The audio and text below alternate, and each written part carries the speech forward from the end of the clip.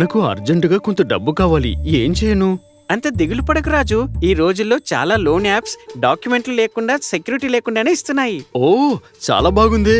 ఎలాంటి డాక్యుమెంట్లు లేకుండానే, క్రెడిట్ స్కోర్స్ చెక్ చేయకుండానే నేను 5,000 రూపాయలు త్వరిత లోన్ తీసుకుంటాను.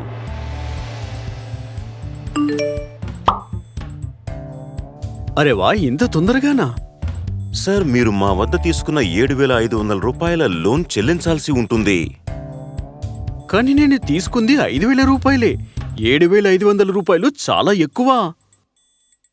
సార్, మీరు ఈ పేమెంట్ చెల్లించాల్సిందే, అంతే. నేననుకున్నాను నామమాత్రపు వడ్డీతో లోన్ కట్టాల్సి ఉంటుందేమోనని. కానీ ఈ యాప్ ఏవేవో ఛార్జీలతో చాలా ఎక్కువ వడ్డీలు వసూలు చేస్తున్నారు. నేనిప్పుడు ఏం చేయాలి? ఓ, వెరిఫై చేస్తున్నావా? ఈ యాప్ ఆర్బీఐ ద్వారా నమోదు చేయబడిందా, ఇంకా వీళ్ళ వద్ద వ్యాలిడ్ రిజిస్ట్రేషన్ ఉందా అని? నాకు తొందరగా లోన్ కావాల్సి వచ్చింది, అందుకే నేను చెక్ చేయలేదు. గుర్తుంచుకో, లావాదేవీలు జరిపే ఫైనాన్స్ కంపెనీ ఎన్బిఎఫ్సి ఆర్బీఐ ద్వారా రిజిస్టర్డ్ చేయబడిందా లేదా, ఆ కంపెనీకి లైసెన్స్ ఉందా అని తనిఖీ చేయాలి. నేను అలా తనిఖీ చేసి ఉంటే బాగుండేది. అప్రమత్తంగా ఉండండి. అక్రమ లోన్ యాప్ మోసాలకు దూరంగా ఉండండి. చేయవలసినవి: మీ యాప్ ని డౌన్లోడ్ చేసుకునేటప్పుడు మొబైల్ ఫోన్ యొక్క డేటా యాక్సెస్ చేసేందుకు మీరిచ్చే అనుమతి పట్ల అప్రమత్తంగా ఉండండి.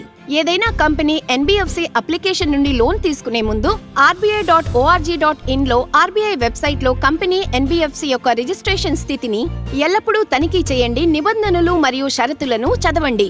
మీ దగ్గరలో ఉన్న సైబర్ క్రైమ్ పోలీస్ స్టేషన్ లో జరిగిన దాని గురించి రిపోర్ట్ చేయండి. National cyber crime reporting portal cybercrime.gov.in కి రిపోర్ట్ చేయండి. చేయకూడనివి: ఏదైనా మొబైల్ యాప్ ఎలాంటి డాక్యుమెంట్ క్రెడిట్ స్కోర్ తనిఖీ చేయకుండా తర్వాత లోన్ ఇస్తానంటే అలాంటి లోన్ తీసుకోకండి. ఎల్లప్పుడూ వడ్డీ రేట్ ని తనిఖీ చేసుకోండి.